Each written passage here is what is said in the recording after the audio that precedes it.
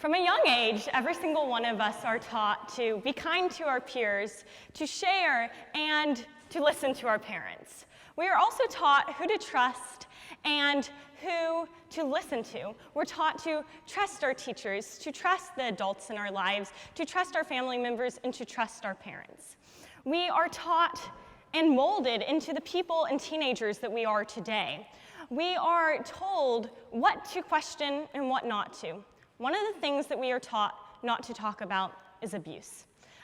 However, abuse is something that affects 7.4 million children a year.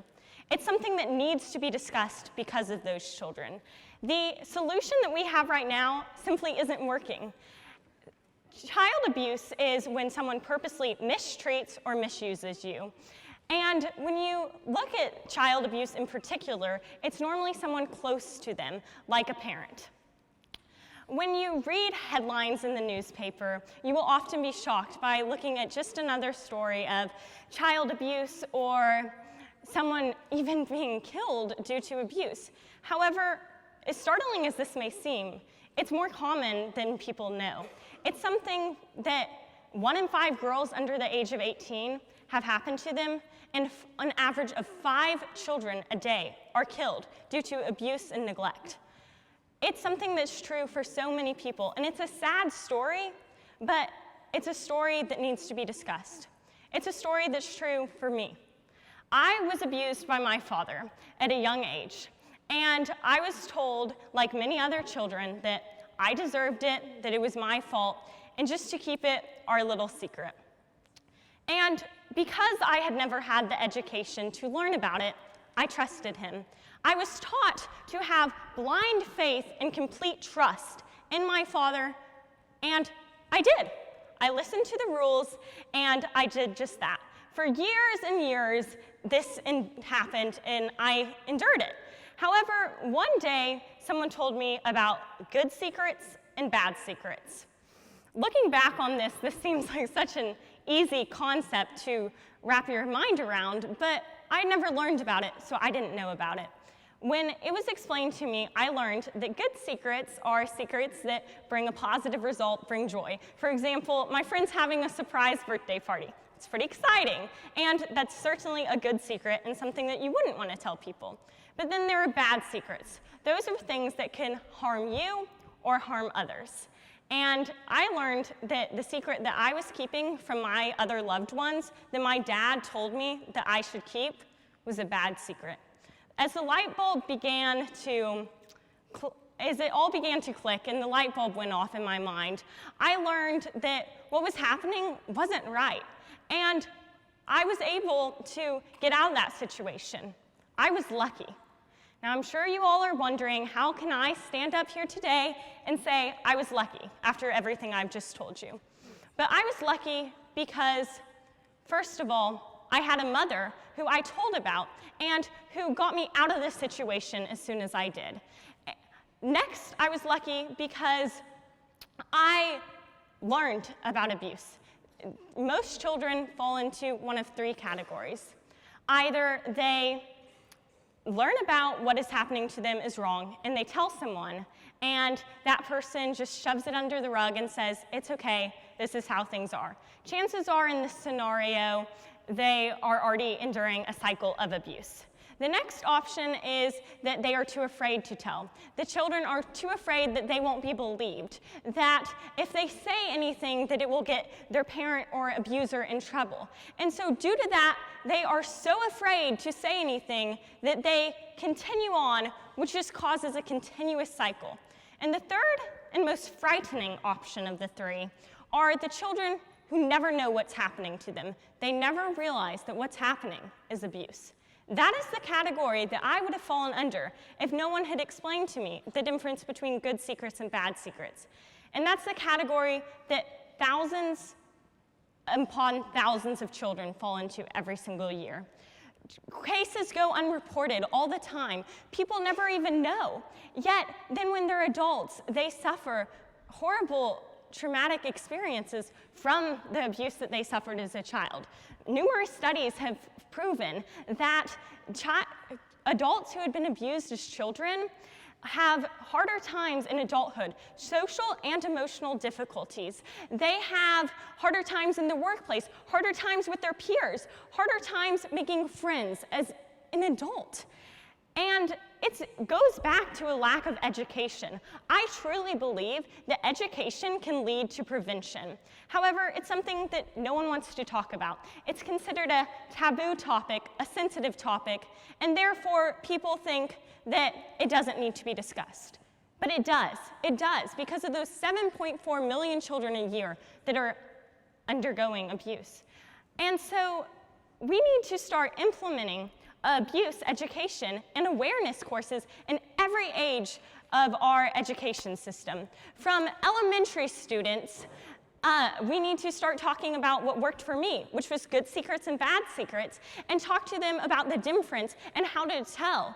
We also need to start talking to them about good touch and bad touch, and we need to teach our children that it is okay to ask questions, that we do not have to have blind faith and complete trust in our parents and our family members, because as important as it is to listen and to obey, children are intuitive, and they can oftentimes sense if something is going wrong.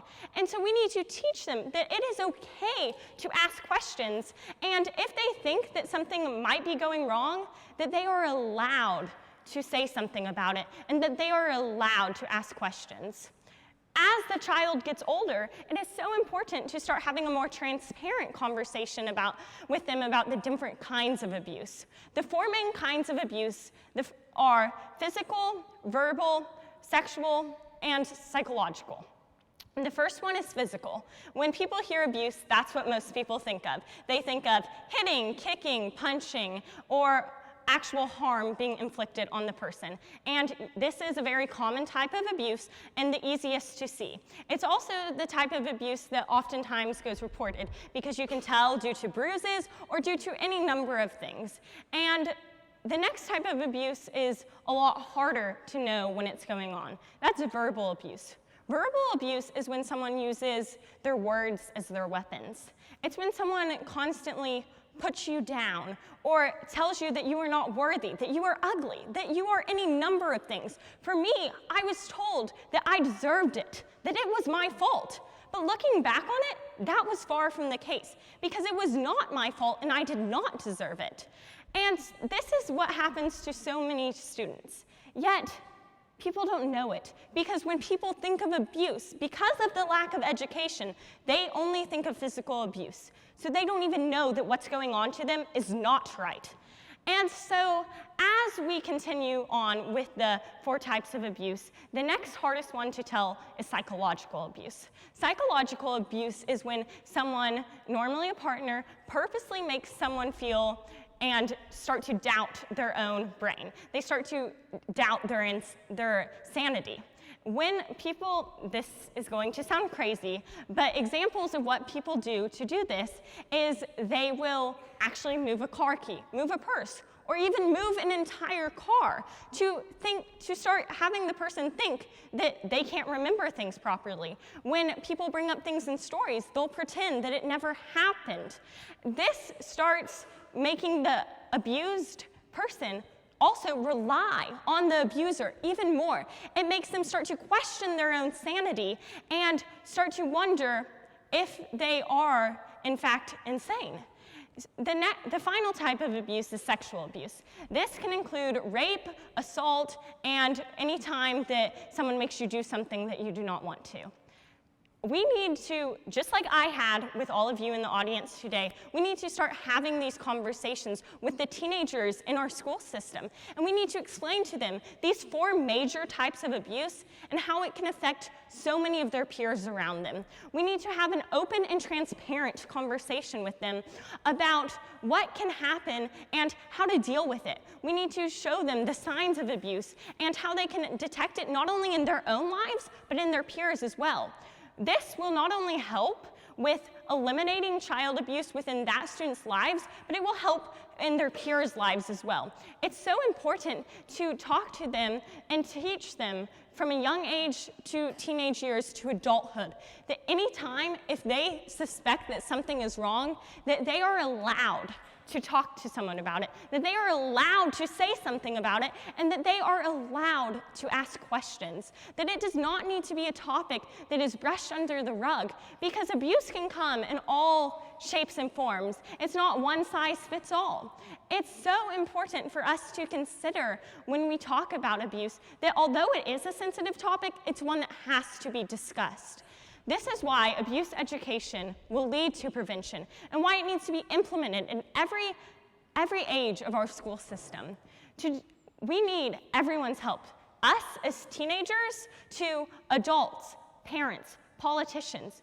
Everyone needs to be involved and take the initiative to change this and to, instead of making it a taboo topic that no one wants to talk about it, make it something that is an open conversation that we can have.